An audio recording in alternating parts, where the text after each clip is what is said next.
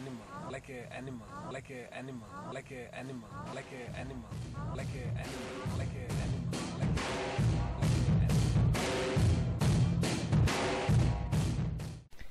a I'm getting out today, out of rehab, and I'm scared. I don't know if my friends and family will talk to me anymore. I want to be able to tell them that it wasn't me.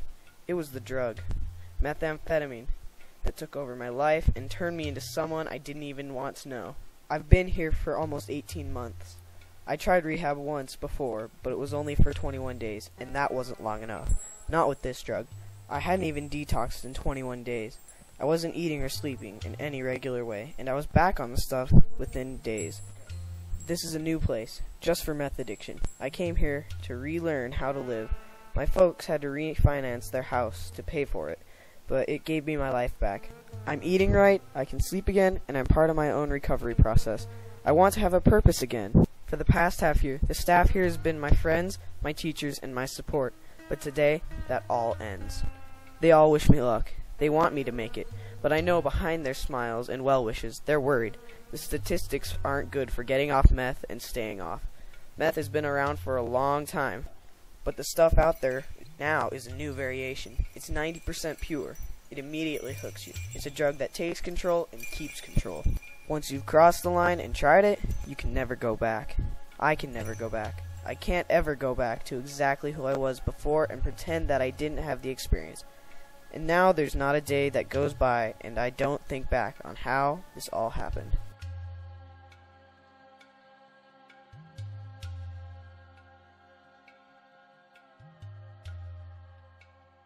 I was just a regular kid, a freshman in high school. I had friends, a job. There wasn't anything special about me, but then I started to feel the pressure of high school. Not getting enough sleep, worrying about my grades, just wanting to cut loose. I'd heard about this drug, methamphetamine, though I'd heard it by its other names: glass, ice, crystal, quartz, even once I heard it called fire. I had heard it gave you a great rush and a high you wouldn't forget. You could get all the energy you wanted, feel like you could do anything, and you'd never be hungry. It was a great way to lose weight. I just wanted to try it and see if what they said about it was true. It was easy enough to find. All I had to do was ask around. I didn't tell my friends I was interested because I didn't want them to try and talk me out of it. It was easy to get the first time. They almost give it away. They know once you've tried it, you're hooked. I got into a huge fight with my best friend. He said I was crazy to try it. I didn't like the idea of anyone telling me what to do, so I walked out. His girlfriend was one of the lucky ones. She listened to him. I didn't. All I wanted was to try it once, to find out for myself what it was like. I wasn't going to get addicted. I just needed a boost to get me through the tough time. Exams, work, all the pressure. I just wanted to try it and see if it would help. I didn't think anything terrible was going to happen, just from trying it. The rush was incredible. Within seconds, my pulse rate and temperature shot through the roof. Suddenly, I was higher than I ever could have imagined.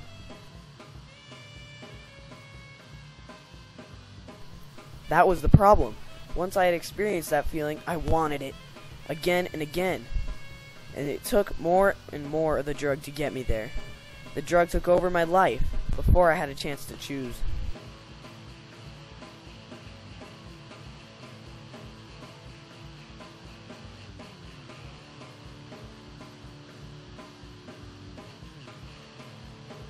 While those who sell meth will tell you about the high, no one mentions what you're going to feel like as you come down. Nobody mentions the crash.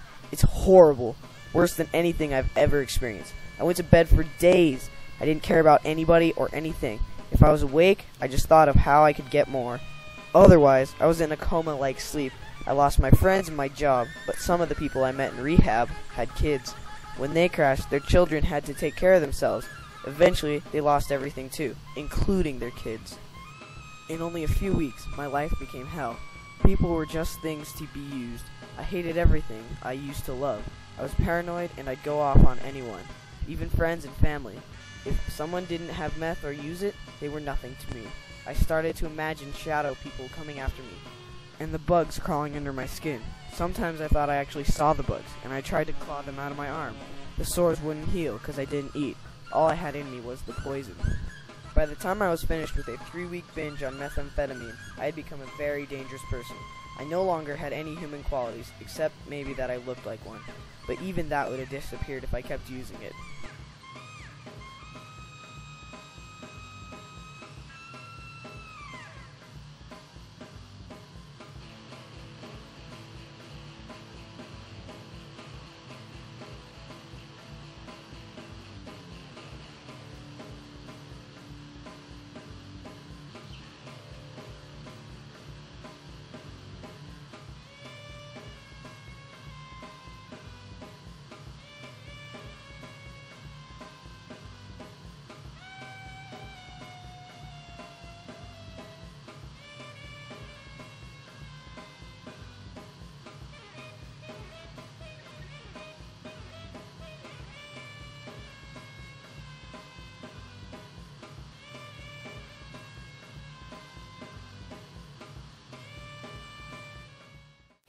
My body would have eaten itself up from the inside out. One woman I met in rehab was down to 90 pounds. She had open sores that wouldn't heal, and she had lost most of her teeth. She terrified me every time I saw her walking down the hall. If I had kept using it, I would have ended up looking like that too, not even looking human. I learned a lot about the environment while I was in rehab too. I had to laugh at myself. I used to care about ecology. I'd get mad at big business and huge corporations that would spit their garbage out into the air, or pour their sludge into the rivers, or dump their waste into the ground. God, I was such an idiot. I had no idea what crap went into making meth. I had no idea that I was part of the pollution mess that was ruining the earth.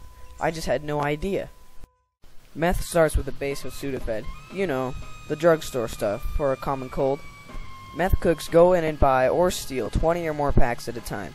No one tried to stop them. Nobody had to show their ID or sign for anything. Then they'd start mixing and cooking.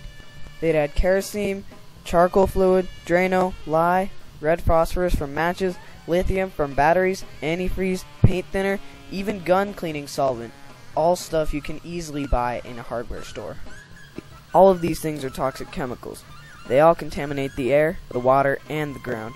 Working anywhere near toxic junk means you have to be protected from touching or breathing it. But that's not how meth cooks get rid of stuff. They just dump it. And for every pound of meth produced, there's 5 to 6 pounds of toxic waste they have to get rid of. Wherever they make or dump meth becomes, literally, a hazardous waste site.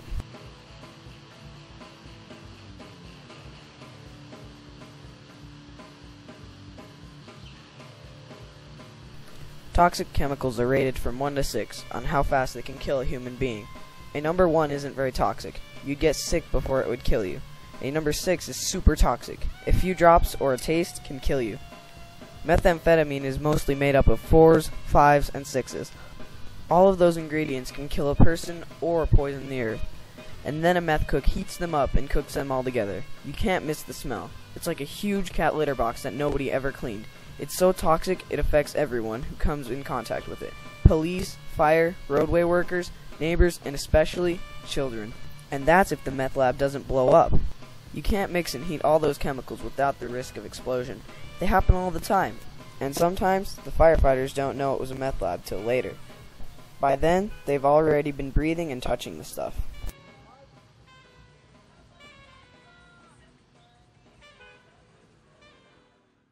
This drug affects everyone, from arrest to medical problems, from fire to the environment, from increased crime to child neglect and abuse. It's devouring our community's resources. And economically, communities are already struggling. There's just not enough money for everything anymore. But I didn't know all this before. All I wanted to do was try it. The most important thing I learned in rehab was how meth affected my brain and body. I wish now I had paid more attention in health class.